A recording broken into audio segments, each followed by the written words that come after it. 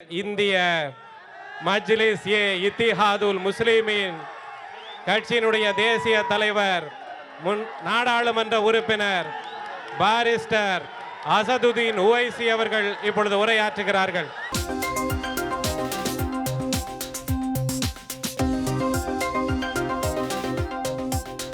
बिस्मिल्लाहिर्रहमानिर्रहीम। अस्सलामु अलैकुम वरहमतुल्लाहि वबरकातुहू। वानकम। डाइस पर बैठे मोहतरम जनाब टीटीवी दिनाकरन साहब, जनाब दहलान साहब और मुख्तलिफ सियासी पार्टी के कायदीन,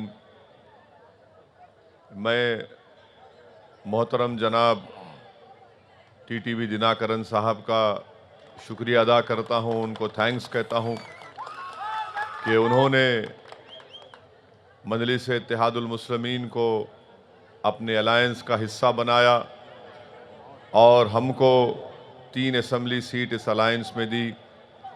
और मैं और हमारी पार्टी के तमाम ज़िम्मेदारान ये पूरी कोशिश करेंगे कि इंशाअल्लाह ताला इस असम्बली के इंतखाबात में जहाँ कहीं भी हमारी ज़रूरत पड़ेगी हम दिनाकरन साहब के साथ जाएंगे और हमारी कोशिश ये होगी कि तमिलनाडु का आइंदा चीफ मिनिस्टर इंशाअल्लाह टीटीवी दिनाकरन को अल्लाह बनाए। எல்லா புகழும் இறைவனுக்கே. இறைவனின் சாந்தியும் சமாதானமும் நம் அனைவரின் மீதும் இறங்கட்டுமாக. நம்முடைய தேசிய சிங்கம், எல்லோரும் பட்டப்பெயராக கர்ஜனை சிங்கம் என்பார்கள். ஆனால் இங்கே பெயரையே சிங்கமாக கொண்ட ஒரு மாபெரும் தலைவர். அரபு மொழியில் அசதுத்தீன் என்றால் ஒரு சிங்கம். அத்தகைய பாராளுமன்ற சிங்கம் நம் தமிழகத்திற்கு வருகை தந்து தமிழக அம்மா மக்கள் முன்னேற்ற கழகத்தோடு இணைந்து இந்த தலைமை நம்முடைய அன்பு தலைவர் அவர்கள் சொன்னது போல மாநில அளவில் எங்களுக்கு 3 தொகுதிக்கான இடங்களை கொடுத்த மக்கள் செல்வர் அவர்களுக்கு எங்களுடைய தேசிய கட்சியின் சார்பாக நன்றிகளை தெரிவித்துக் கொள்கிறோம். நீங்கள் உங்களுடைய அரசியல் பயணத்தில் எங்கே சென்றாலும் உங்களின் வழக்கரமாக நாங்கள் உடன் இருப்போம் என்று இந்த மேடையின் மூலமாக நான் தெரிவித்துக் கொள்கிறேன். दूसरी अहम बात जो मैं आपके दरमियान में कहना चाहूँगा और ख़ास तौर से तमिलनाडु के गरीब आवाम को, चाहे वो मुस्लिम अक़लियत हो, हमारे दलित भाई और बहन हो, हमारे आदिवासी भाई और बहन हो या गरीब हो, जिसके दिल में आज भी मैडम जयललिता की मोहब्बत इनके दिलों में धड़कती है और जिन्होंने अपने हुकूमत में तमिलनाडु के गरीबों के लिए बहुत बड़े बड़े स्कीम्स के ज़रिए गरीबों की मदद की, मैं उन तमाम आवाम से अपील कर रहा हूँ कि अगर आज आप जयललिता के ख्वाबों को पूरा देखना चाहते हैं तो इस इलेक्शन में आप टीटी दिनाकरन साहब का साथ दीजिए। முற்காலத்திலே தமிழகத்தில் வாழக்கூடிய சிறுபான்மை இஸ்லாமியர்கள், தலித்தவர்கள், ஆதிவாசிகளுக்காக மறைந்த முன்னாள் முதலமைச்சர் அம்மா அவர்கள் எப்படி பல சலுகைகளை வழங்கினார்களோ, மீண்டும் அந்த சலுகைகள் இந்த ஏழை எளிய மக்களுக்காகவும் சிறுபான்மை இஸ்லாமியர்கள், தலித், ஆதிவாசி மக்களுக்காகவும் அந்த பிரம்மாண்ட சலுகைகள் வழங்கி இந்த மக்களுக்கான வாழ்வாதாரங்களை பாதுகாக்க வேண்டும் என்று நினைத்தால், நீங்கள் ஆசைப்பட்டால் கண்டிப்பாக இந்த கூட்டணிக்கு நீங்கள் வாக்களிக்க வேண்டும் என்று அன்போடு நான் கேட்டுக்கொள்கிறேன். अब जो एडीएमके पार्टी है वो मैडम जयललिता की पार्टी नहीं रही, क्योंकि मैडम जयललिता ने अपनी पार्टी को बीजेपी से दूर रखा था और तमिल अवाम की इस शनाख्त को, उनकी पहचान को बीजेपी के आगे झुकने नहीं दिया था। अफसोस की बात यह है कि एडीएमके आज नरेंद्र मोदी की गुलाम बन चुकी है। முன்னாள் நம்முடைய அம்மா அவர்கள் தமிழகத்தில் அவர்கள் ஆட்சி செய்த போது பிஜேபி என்ற இந்த கூட்டத்திற்கு அவர்கள் சற்றும் தலை வணங்கியதே கிடையாது. ஆனால் இன்றைய ஏடிஎம்கே முற்றிலும் அவர்களுக்கு தலை வணங்கி கொண்டிருக்கிறதை பார்க்கும் பொழுது நான் வருத்தப்படுகிறேன். चौथी बात मैं आपसे अर्ज करना चाहूँगा कि आज इस पॉलिटिकल फॉर्मेशन को हमारे मुखालिफिन ये कह रहे हैं कि बी टीम है। मैं उनसे पूछना चाह रहा हूँ, अटल बिहारी वाजपेयी जब चीफ मिनिस्टर थे तो क्या डीएमके अटल बिहारी वाजपेयी के साथ गोद में बैठकर चाय नहीं पी रही थी? எங்களை பார்த்து எல்லோரும் பிஜேபியினுடைய பி டீம் என்று சொல்லுகிறீர்களே, இந்த மாநாட்டில் வைத்து நான் ஒரு கேள்வி கேட்பேன். அடல் பிஹாரி வாஜ்பாய் அவர்கள் தேசிய அளவில் அவர்கள் ஆட்சி செய்து கொண்டிருக்கும் பொழுது இந்த டிஎம்கே அவர்களுடன் அமர்ந்து டீ குடிக்கவில்லையா? एक और बात कि हम पर इल्ज़ाम कि हमारे इलेक्शन लड़ने से बीजेपी को फ़ायदा होता है। मैं डीएमके के लीडर से पूछना चाह रहा हूं, आपके पास सेकुलरिज्म के माने क्या हैं?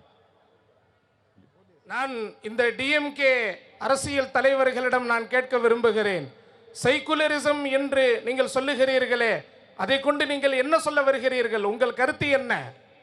क्या ये बात सच नहीं है कि महाराष्ट्र में कांग्रेस पार्टी शिवसेना को सपोर्ट कर रही है और शिवसेना का चीफ मिनिस्टर महाराष्ट्र में बनता है तो कांग्रेस पार्टी और एनसीपी की सपोर्ट से? क्या शिवसेना सेकुलर है या कम्युनल है? ये हम डीएमके के लोगों से पूछना चाहते हैं. மகாராஷ்டிராவில் நீங்கள் பார்க்கிறீர்கள், காங்கிரஸ் சிவசேனாவை ஆட்சியில் அமர்த்தி அவர்களோடு கூட்டணி அமைத்துக் கொண்டிருக்கிறது. மகாராஷ்டிராவின் அரசியலை சற்று நோக்கி நீங்கள் பாருங்கள், அங்கே என்ன கூத்து நடந்து கொண்டிருக்கிறது என்று. मैं डीएमके के लीडरशिप से पूछना चाहता हूं, मोहतरम जनाब स्टैलिन साहब से, जनाब बालू साहब से, क्या आप शिवसेना को सेकुलर मानते हैं? वो शिवसेना का चीफ मिनिस्टर महाराष्ट्र के असेंबली में खड़े होकर ये कहता है कि शिवसेना को फ़ख्र है कि उसने 6 दिसंबर के दिन बाबरी मस्जिद को शहीद किया। क्या आज डीएमके भी शिवसेना की बात को मानती है? कांग्रेस पार्टी महाराष्ट्र में डीएमके को सपोर्ट कर, महाराष्ट्र में शिवसेना को सपोर्ट कर रही है। बताइए आप, आज दिनाकरन साहब पर, हम पर और मुख्तलिफ पार्टीज को बी टीम का इल्ज़ाम लगाया जाता है, मगर डीएमके के साथ कांग्रेस बैठी हुई है और महाराष्ट्र में कांग्रेस ने उन लोगों को चीफ मिनिस्टर बनाया जो फ़ख्र के साथ कहती हैं कि हमने बाबरी मस्जिद को शहीद किया था. மகாராஷ்டிராவில் சிவசேனாவை ஆளக்கூடியவர்கள் இன்றும் கொக்கரித்துக் கொண்டிருக்கிறார்கள். டிசம்பர் 6 பாபர் மசூதியை இடித்தது எங்களுக்கு மகிழ்ச்சி, நாங்கள் தான் இடித்தோம் என்று சொன்ன அந்த கட்சிக்கு இன்றைக்கு காங்கிரஸ் ஆதரவு அளித்துக் கொண்டிருக்கிறது. இன்று திமுகவினுடைய தலைமையிடத்திலே நான் கேட்கிறேன், அத்தகைய அந்த மக்கள் செகுலரிசத்தை போதிக்கிறார்களா? இல்லை, நாங்கள் கூட்டணி அமைத்திருக்கிறோமே மக்கள் செல்வர் அண்ணன் தினகரனோடு, நாங்கள் எப்படிப்பட்டவர்கள், அங்கே எப்படி நீங்கள் காங்கிரஸோடு கூட்டணி வைத்திருக்கிறீர்கள்? அந்த காங்கிரஸ் கட்சி தான் சிவசேனா என்ற பாபர் மசூதியை இடித்த அந்த கூட்டத்திற்கு அவர்கள் ஆதரவு கொடுத்து கொண்டிருக்கிறார்கள். ஆனால் நாங்கள் அப்படி அல்ல, எங்கள் கூட்டணியும் அப்படி அல்ல. बीजेपी ने 2019 जून में अनलॉफुल एक्टिविटीज प्रिवेंशन एक्ट का अमेंडमेंट किया पार्लियामेंट में, और वो अमेंडमेंट के बाद कोई भी दिल्ली में एक इंस्पेक्टर बैठकर किसी को भी टेररिस्ट करार दे सकता है और उसको गिरफ्तार कर लिया जा सकता है. क्या बालू साहब नहीं देखे अपनी आंखों से? क्या डीएमके के लोग नहीं जानते कि कैसे लोकसभा में और राज्यसभा में कांग्रेस पार्टी ने अमित शाह के लाए हुए बिल का साथ दिया? आप बताइए, ऐसा ड्रैकोनियन बिल पास किया गया जिसके तहत आज हमारे मुल्क में सौों की तादाद में नौजवान बुजुर्ग जेल की सोबतों को उनको बर्दाश्त करना पड़ रहा है. இந்த பிஜேபி பாராளுமன்றத்திலே UAPA என்ற சட்டத்தை அவர்கள் நிறைவேற்றிய பொழுது அதற்கு முன் கால் மேல் கால் போட்டு அமர்ந்திருந்த இந்த காங்கிரசும் அதற்கு முழு ஆதரவு கொடுத்து விட்டது. அதன் விபரீதம் இன்றைக்கு எத்தனையோ சமூக வீரர்கள் நல்லோர்கள் இன்றைக்கு சிறை கம்பி எண்ணிக்கொண்டிருக்கிறார்கள் என்றால் இந்த காங்கிரஸ் அந்த சட்டத்திற்கு முழு ஆதரவு கொடுத்த மோசமான விளைவுதான் இன்றைக்கு நாம் அனுபவித்துக் கொண்டிருக்கிறோம். और फिर आप हमको बी टीम बोलते हैं. आपके अलायंस में कांग्रेस पार्टी है. ये कौन सा म्यूजिकल चेयर का डांस डीएमके और कांग्रेस कर रही है कि एक तरफ आप सेकुलरिज्म की बात करते और दूसरी तरफ कांग्रेस अमित शाह के लाए हुए कानून की मदद करती है. செகுலரிசம் பற்றி பேசக்கூடிய திமுக தலைவர்களே, நீங்கள் பேசக்கூடிய பேச்சு எங்களுக்கு மிகவும் கேலி கிண்டலாக இருக்கிறது. இது போன்ற கேடுகட்ட சட்டத்தை ஒருவர் கொண்டு வர அதற்கு ஆதரவு கொடுக்கக்கூடிய காங்கிரஸோடு நீங்கள் ஆதரவு வைத்திருப்பதுதான் எங்களுக்கு மிக கேலி கிண்டலாகவும் அதே நேரத்தில் வருத்தமாகவும் இருக்கிறது. फिर बास पार्टीज हैं जो अपने आप को के कहती हैं कि हम कायदे मिल्लत हजरत मौलाना इस्माइल साहब रहमतुल्लाह अलैह के सियासी जानशीन है. मैं उन पार्टी से कहना चाह रहा हूं, अगर तुम्हारे सीने में धड़कता हुआ दिल है, अगर तुम्हारे दिलो दिमाग पर किसी और पार्टी की गुलामी नहीं छाई है, तो कायदे मिल्लत की रूह तुमसे पुकार पुकार कर कह रही है कि तुमने मेरी सियासी जिद्दोजहद और मेरे पैगाम को तुमने भुला दिया. अगर कायदे मिल्लत से मोहब्बत है तो बताओ तुमने तमिलनाडु में कौन से मुस्लिम अक़लियत की एक इंडिपेंडेंट पॉलिटिकल लीडरशिप को पैदा किया. तुम तो दूसरों के दिए हुए टुकड़ों पर पलते हो. बजाय तुमको लीडरशिप बनाने के तुम अपने आप को जहां का वहां पर ले जाकर उन पार्टीज की चौकट पर अपने आप को बेच देते हो.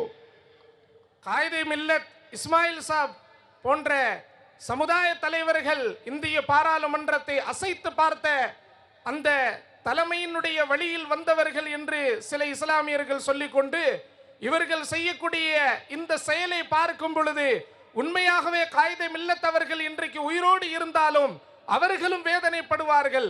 நமக்கென்ற ஒரு தலைமை வேண்டும் என்று நான் பாடுபட்டேன், கஷ்டப்பட்டேன். ஆனால் நீங்கள் ஒரு சில துண்டுகளுக்காக நீங்கள் எங்கெல்லாம் போய் நின்று கொண்டு இருக்கிறீர்கள், அங்கே போய் நீங்கள் வாசல் எண்ணிக்கொண்டு இருக்கிறீர்கள். உங்களை பார்த்து நான் வருத்தப்படுகிறேன் என்று காயிதே மில்லத் இன்று உயிரோடு இருந்தால் சொல்லுவார்.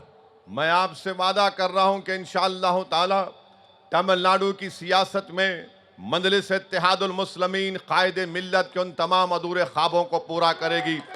मैं आपसे वादा कर रहा हूं कि इंशाअल्लाह ताला हम तमिलनाडु की सियासत में एक नई तारीख को रकम करेंगे. इंशाअल्लाह मैं आपसे वादा कर रहा हूं कि तमिलनाडु में मुस्लिम अक़लियत की एक आज़ाद सियासी क़यादत यहाँ पर हम उभार कर रहेंगे. ये हमारा आपसे वादा है. मैं आपसे गुजारिश कर रहा हूँ कि आप टीटी दिनाकरन साहब के इस अलायंस को सपोर्ट करिए और उनको कामयाब करिए. நான் ஒரு கட்சியின் தேசிய தலைவனாக இருந்து உங்களுக்கு முன்பு நான் வாக்களிக்கிறேன்.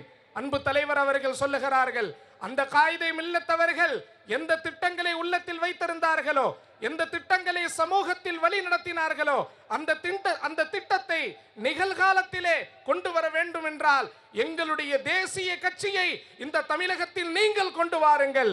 இந்த கூட்டணிக்கு நீங்கள் ஆதரவு கொடுங்கள். காயிதே மில்லத்தினுடைய அனைத்து ஆசைகளையும் நாங்கள் இந்த கூட்டணியோடு இருந்து நாங்கள் அந்த திட்டத்தை நாங்கள் வழி நடத்துவோம், பூர்த்தி செய்து வைப்போம் என்று தேசிய தலைவர் அவர்கள் நமக்கு வாக்களிக்கிறார்கள். मैं आज के इस जलसे से तमिलनाडु के दलित भाइयों को, हमारे बैकवर्ड क्लास के भाइयों और बहनों को, गरीबों से अपील कर रहा हूं कि कल तक आपको शिकायत थी कि तमिलनाडु में एक थर्ड पॉलिटिकल फ्रंट नहीं बनता. आज आपके दरमियान में एक थर्ड पॉलिटिकल फ्रंट है, एक वायबल पॉलिटिकल अल्टरनेटिव है जो टीटी दिनाकरन के रूप में आपके सामने है. इस थर्ड पॉलिटिकल फ्रंट को आप सपोर्ट करिए. आप बरसों दो पॉलिटिकल फ्रंट का साथ दिए.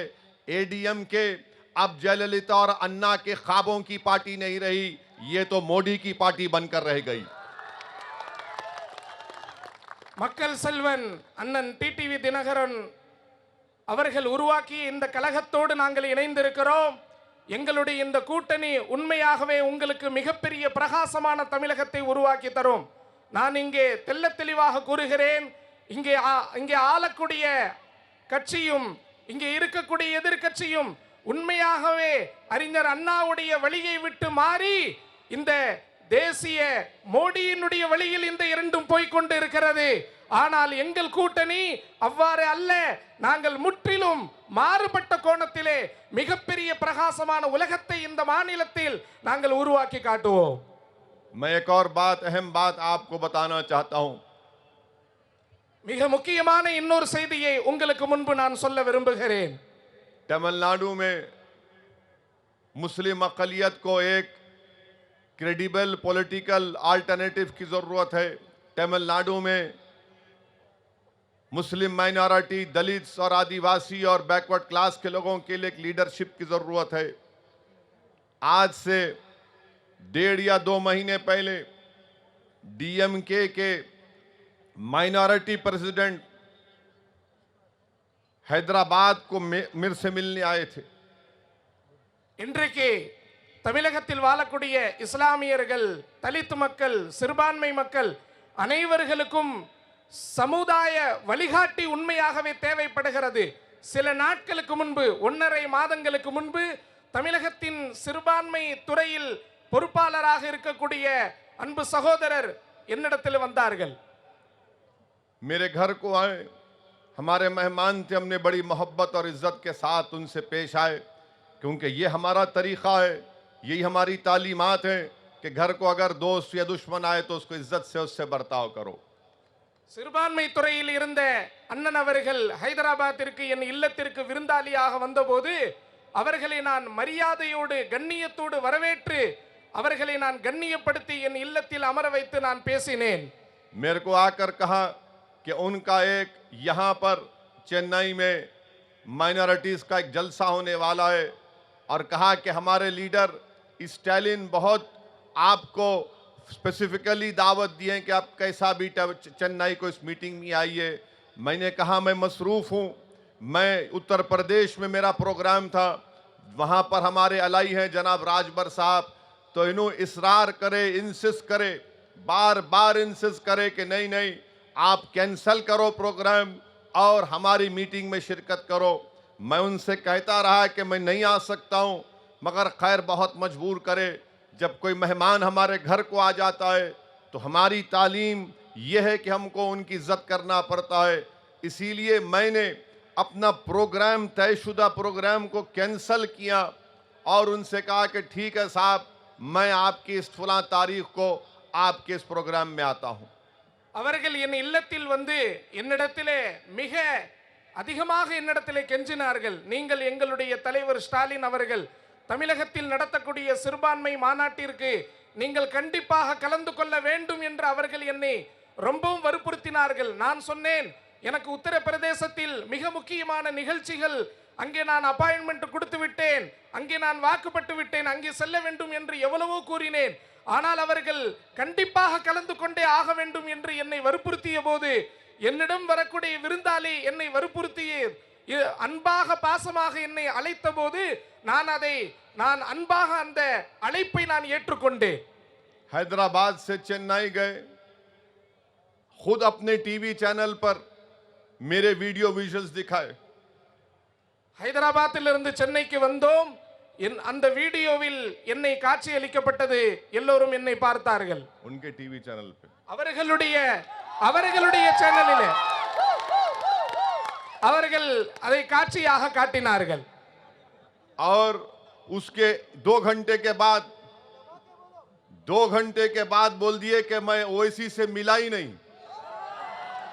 2 மணி நேரத்தில் சொல்றாங்க நாங்க ஓய்சியை சந்திக்கவே இல்லை அப்படின்னு டக்குன்னு 2 மணி நேரத்தில் அப்படி மாத்துறான். मैं पूछना चाह रहा हूं, मैं तमिलनाडु के मुस्लिम माइनॉरिटी से अपील कर रहा हूं, रिक्वेस्ट कर रहा हूं, जो पार्टी में उसके माइनॉरिटी प्रेसिडेंट की इज्जत नहीं है, जो किसी के घर को जाके दावत देता और 4 घंटे के बाद वो पार्टी कहती कि हम नहीं बुलाए, आप ऐसी पार्टी का साथ कैसे दे सकते जिसके पास उनके पास बैठने वाले उनके मुस्लिम माइनॉरिटीज की इज्जत नहीं है. आपको ये बात का फैसला करना पड़ेगा. मैं पूछना चाहता हूं डीएमके के लीडरशिप से कि आप अगर हमको दावत दिए थे, मैं तो जाने तैयार नहीं था, मेरे को मालूम भी नहीं था, मैं बोल रहा हूं मैं नहीं आना चाह रहा हूं, मगर जबरदस्ती किए। मगर तमिलनाडु की आवाम को मैं ये मैसेज दे रहा हूं कि डीएमके पॉलिटिकल कर्टसीज को नहीं जानती, डीएमके एक एरोगेंट और एरोगेंस को जानती है। डीएमके अपने एरोगेंस की बुनियाद पर जीतना चाहती है। मगर मैं आपको बता रहा हूं, ये मुझसे हुआ। जब ये लोग इलेक्शन में भी अपोजिशन में है, पावर इनके पास नहीं है, तो जो लोग आज डीएमके को वोट डालने के बारे में सोच रहे हैं, मैं खास तौर से माइनॉरिटीज से अपील कर रहा हूं कि ये इनका बर्ताव रहता है माइनॉरिटीज के साथ। அவர்களுக்குள்ளே இருக்கக்கூடிய தலைவர்களுக்கே அங்கே மதிப்பில்லை. சில மணி நேரத்திற்கு முன்பு அழைத்தார்கள், பிறகு சொல்லுகிறார்கள் நாங்கள் அழைக்கவே இல்லை என்று. இப்படி முன்னுக்கு பின்னுமாக எதிர்முனையாக அவர்களுடைய தொலைக்காட்சிகள் இந்த காட்சியை வெளிப்படுத்தி கொண்டிருக்கிறது. இப்படி இருக்க இத்தகைய ஒரு கூட்டணிக்கு இங்கே இருக்கக்கூடிய சிறுபான்மை மக்கள் நீங்கள் வாக்களித்தால் உங்களுடைய எதிர்காலம் என்னாகும் என்று நீங்கள் பாருங்கள். அவர்களுடைய தலைமைக்கு அங்கே மதிப்பு மரியாதை இல்லை. அவர்களே உள்ளும் புறமாக மாற்றி மாற்றி கருத்துக்களை வெளியிடுகிறார்கள், பேட்டி தருகிறார்கள் என்றால் எதிர்காலத்திலே ஆட்சி அங்கே மாற்றப்படும் பொழுது, அவர்களுடைய தலைமை வரும் பொழுது எப்படி அவர்கள் சிறுபான்மை மக்களுக்கான ஒரு காவலாக, ஒரு பாதுகாப்பு கோட்டையாக எப்படி அவர்கள் மாற முடியும் என்று இங்கே நீங்கள் சிந்தித்து பாருங்கள். मुझसे लोग सवाल करते कि हम टीटी दिनाकरन साहब से अलायंस क्यों किए। எல்லோரும் என்னிடத்தில் கேள்வி கேட்கிறாங்க, ஏன் அண்ணன் டிடிவி தினகரன் அண்ணனோடு, மக்கள் செல்வர் டிடிவி தினகரனோடு நீங்கள் ஏன் கூட்டணி வைத்தீர்கள் என்று எல்லோரும் என்னிடத்தில் கேள்வி கேட்கிறார்கள். तमिलनाडु एमआईएम पार्टी प्रेसिडेंट जनाब वकील साहब और एमआईएम पार्टी के ऑब्जर्वर तैयब साहब जब पहली मर्तबा दिनाकरन साहब से मिलकर मुझसे बात किए, நம்முடைய தமிழகத்தின் தலைவராக இருக்கக்கூடிய அண்ணல் வக்கீல் சாப் ஜனாப் அவர்களும் அண்ணன் தையீப் சாப் அவர்களும் இது சம்பந்தமாக என்னிடத்திலே ஆலோசித்த பொழுது मैं उनसे सिर्फ एक ही सवाल किया, मेरा तफसील मत सुनाओ, मेरे एक सवाल का जवाब दो। நான் ஒரே ஒரு விஷயத்தை சொன்னேன், விவரம் விளக்கம் வேண்டாம், என்னுடைய ஒரே ஒரு கேள்விக்கு நீங்கள் பதில் சொல்லுங்கள். मैं उनसे एक ही सवाल किया कि बताओ दिनाकरन साहब तुमसे रेस्पेक्ट से पेश आए, मोहब्बत से पेश आए, नहीं मेरे को बताओ। ஒரே கேள்வி, அண்ணன் டிடிவி தினகரன் அவர்கள் உங்களோடு ரெஸ்பெக்டாக மரியாதையோடு நடந்து கொண்டாரா, அதற்கு மாத்திரம் எனக்கு பதில் சொல்லுங்கள் என்று நான் கேட்டேன். तो वकील साहब मेरे को बोले साहब दिनाकरन साहब बहुत इज्जत से मोहब्बत से पेश आए। मैं उनसे कहा आप टेलीफोन कन्वर्सेशन बंद कर दो, इमीडिएटली एग्रीमेंट साइन करो और दिनाकरन साहब से अलायंस करो। அண்ணன் அவர்கள் எங்களிடம் அன்பாக கண்ணியமாக நடந்து கொண்டார் என்று நம்முடைய மாநில தலைவர் அவர்கள் தேசிய தலைவரிடம் சொன்னபோது உடனே நான் சொன்னேன், போனை அணைத்து விடுங்கள், உடனே அவர்களுடைய அக்ரிமெண்ட் நீங்கள் உடனே கையெழுத்திடுங்கள். हम मुसलमान यकीनन जज्बाती होते हैं, हम दौलत के भूखे नहीं हैं, हम ताकत के भूखे नहीं हैं। यकीनन अल्लाह हमारे लिए काफी है। अगर कोई चीज की आज हमारे को जरूरत है तो इज्जत की जरूरत है। आप इज्जत से पेश आओ, आपका पसीना गिरेगा, हम अपना खून बहा देंगे वहां पर। நாங்கள் இஸ்லாமியர்கள், நாங்கள் பசிக்காக வேண்டி தெரு தெருவாக அலையக்கூடியவர்கள் நாங்கள் அல்ல. எங்களுக்கு தேவை மரியாதை, எங்களுக்கு தேவை கௌரவம், கண்ணியம். அந்த கண்ணியத்தை நாங்கள் கண்டிப்பாக, கண்ணியம் தரக்கூடியவர்களை நாங்கள் கண்டிப்பாக மதிப்போம். दिनाकरन साहब हमसे इज्जत से पेश आए, डीएम के हमारी बेइज्जती की, इंशाअल्लाह ताला अल्लाह इज्जत और जिल्लत का देने वाला है। यकीनन जिन्होंने, अल्लाह जिनको इज्जत देगा इज्जत देगा, और जिन्होंने हमारी बेइज्जती की अल्लाह इंशाअल्लाह ताला उनको बेइज्जत करेगा। எங்களுடைய இஸ்லாமிய மார்க்கம் எங்களுக்கு கௌரவத்தையும் மான மரியாதையோடு வாழக்கூடிய உன்னதமான பண்பாட்டை எங்களுக்கு சொல்லிக் கொடுத்திருக்கிறது. அந்த மானத்தையும் பண்பாட்டையும் கௌரவத்தையும் கண்ணியத்தையும் இந்த தமிழகத்திலே அண்ணன் டிடிவி தினகரன் அவர்கள் எங்களுக்கு கொடுத்தார்கள். ஆனால் அந்த கட்சி எங்களுக்கு அந்த மரியாதையை தரவில்லை, எங்களுக்கு கண்ணியத்தை வழங்கி அண்ணனோடு நாங்கள் இணைந்து கொண்டோம். मैं आपसे आखिर में यही बोलना चाहूंगा कि नरेंद्र मोदी और बीजेपी, ये लोग पूरे मुल्क में गरीबों को नुकसान पहुंचा रहे हैं, नौजवानों को बेरोजगार कर रहे हैं, और अब तो हद ये हो गई कि पेट्रोल और डीजल माशाल्लाह 100 रुपये लीटर हो गया। இந்த பிஜேபியும் இந்த நரேந்திர மோடி ஆட்சியும் இன்றைக்கு பாரதத்தில் வாழக்கூடிய அனைத்து ஏழை எளிய மக்களை எந்த அளவுக்கு கடுமையாக வாட்டி வதைத்துக் கொண்டிருக்கிறது. பெட்ரோல் டீசலினுடைய விலை வரலாறு காணாத அளவுக்கு 100 ரூபாயை தொட்டுவிட்டது.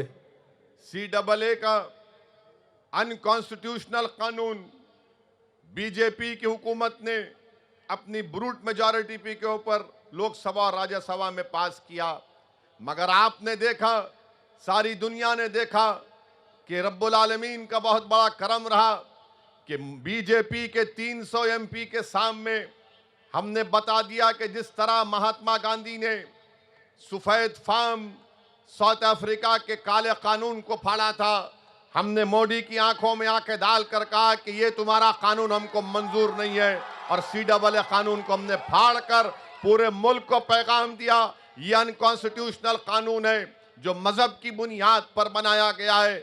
आप खुद जाकर रिकॉर्ड्स में चेक कर सकते हैं कि MIM पार्टी ने साफ और क्लैरिटी के साथ CAA कानून को उसको अपोज किया।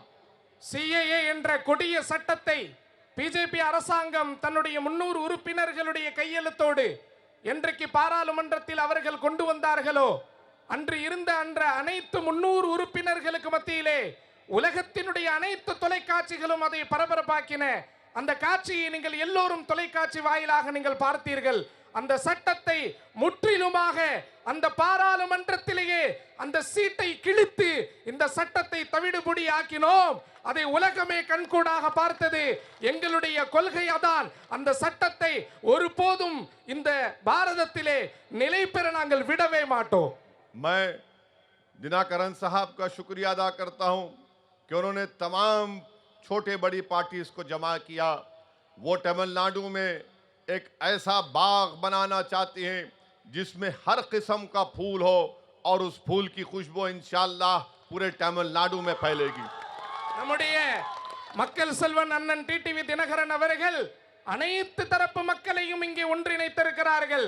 அவர்களுடைய ஒரே கொள்கை, ஒரே ஆசை, இந்த தமிழகத்திலே அனைத்து மலர்களும் பூக்க வேண்டும், அனைத்து மக்களும் சந்தோஷமாக வாழ்வாங்கு வாழ வேண்டும் என்ற ஆசை அவர்களுக்குள் இருப்பதை நான் கண்கூடாக பார்த்து கொண்டு இருக்கிறேன். हम तमाम को इस इलेक्शन में बहुत मेहनत करना है, हम तमाम को जद्दोजहद करना है, हमको इस अलायंस के कैंडिडेट्स को कामयाब करना है, और इंशाअल्लाह ताला तमिलनाडु में ये थर्ड फ्रंट एक हिस्टोरिकल विक्ट्री को हासिल करेगा। நாம் அனைவரும் நேரம் பாராமல், காலம் தாமதிக்காமல் இந்த கூட்டணி வெற்றி பெற மிக அருமையாக செம்மையாக பாடுபட வேண்டும், உழைக்க வேண்டும். அப்போதுதான் இந்த கூட்டணி தமிழகத்திலே மகத்தான வெற்றி பெறும் என்பதை இங்கே நான் தெரிவித்துக் கொள்கிறேன். और इंशाअल्लाह ताला जहां जहां दिनाकरन साहब हमको बोलेंगे, जहां पर जाकर कैंपेन करना है, मैं ज़रूर इंशाअल्लाह पूरी कोशिश करके वहां पर कैंपेन करूंगा। मैं फिर से दिनाकरन साहब को थैंक यू कहता हूं, उनका शुक्रिया अदा करता हूं, और मैं अल्लाह से दुआ करता हूं कि अल्लाह सुब्हानहू व तआला हमको इस नेक मकसद में कामयाब और कामरान करे, ताकि तमिलनाडु के गरीबों का फ़ायदा हो, तमिलनाडु के मजलूम अवाम का फ़ायदा हो, तमिलनाडु के उस अवाम का फ़ायदा हो जिसको दोनों पार्टियां उनको एक्सप्लॉइट करके इक़्तिदार तो हासिल किए मगर गरीबों को भूल गए। मुझे यकीन है कि तमिलनाडु की अवाम अपनी दुआओं से, अपने आशीर्वाद से इस अलायंस को कामयाब और कामरान करेंगे। அண்ணன் டிடிவி தினகரன் அவர்கள் எப்படி எங்களை கூட்டணியில் அழைத்தார்களோ, தமிழகத்தினுடைய வெற்றிக்காகவும் தமிழகத்தின் வளர்ச்சிக்காகவும் அண்ணன் அவர்கள் என்னை எப்போது அழைத்தாலும் அவர்களுடைய அழைப்பிற்கு நான் மரியாதை தருவேன். கண்டிப்பாக இந்த தமிழகத்திற்கு வந்து இங்கு வாழக்கூடிய ஏழை எளிய மக்கள் இதுவரை எப்படி வஞ்சிக்கப்பட்டார்களோ அவ்வாறு இல்லாமல் ஏழை எளிய மக்களுடைய வாழ்க்கையின் வெற்றிக்காக, உயர்வுக்காக அண்ணனுடைய அழைப்பை ஏற்று கண்டிப்பாக நான் தமிழகத்திற்கு வருவேன். இறைவனுடைய அருளோடு இந்த கூட்டணி வெற்றி பெற நீங்கள் கண்டிப்பாக ஆதரவு தாருங்கள். இயன்றவரை நாங்கள் உங்களுக்காக உழைப்போம். शुक्रिया। वाखिर दावन अल्हम्दुलिल्लाहि रब्बिल आलमीन। நன்றி நன்றி நன்றி. ஜெய் பீம் ஜெய் மீம், ஜெய் பீம் ஜெய் மீம்.